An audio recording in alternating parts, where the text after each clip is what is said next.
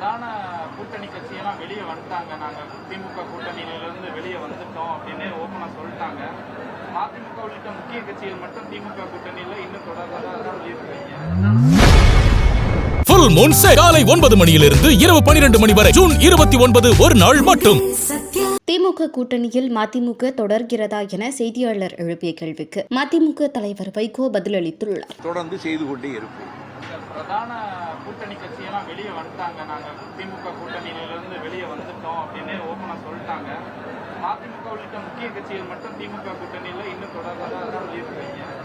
அதுவும் விலகிட்டோன்னு சொல்றவங்க, மந்திரி சபையில சேர்ந்துட்டோன்னு சொல்றவங்க, ஆனா திமுக கூட்டணியிலேயே இருக்கிறோம்னு சொல்றவங்க எனக்கு ஒன்னும் புரியவே மாட்டேங்குது. எனக்கு ஒன்னும் புரியல. மந்திரி சபையிலும் இடம் பெறுவோம், இன்னொரு கட்சியின் கூட்டணியிலும் நீடிப்போம். இந்த நிலைப்பாடு அபூர்வமாக தான் எடுக்க முடியும். அதை பற்றி நான் கமெண்ட் பண்ண விரும்பல. தமிழ்நாடு முழுவதும் விவசாயிகள் பயிர் காப்புகள் தடுப்பூசி போராட்டம் பண்றாங்களே. விவசாயிகள் போராடுவது அவர்கள் உரிமை, நியாயமான கோரிக்கைகளுக்காக போராடுகிறார்கள்.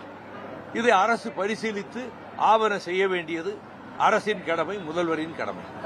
சக்கரை 26 கோடி மட்டும் தொடர்காமல் கிடக்கு, விவசாயிகள் பாதிக்கப்பட்டிருக்கு. இந்த மாதிரி திறக்காம இருக்கிறது, நடக்காம இருக்கிறத பத்தி எல்லாம் பேச ஆரம்பிச்சா அது நீண்டு கொண்டே செல்லும்.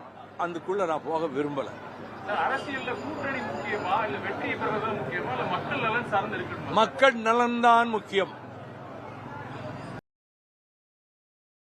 செய்திகளை உள்ளது உள்ளபடி தெரிந்து கொள்ள ரெஃப்ளெக்ட் நியூஸை சப்ஸ்கிரைப் பண்ணுங்க.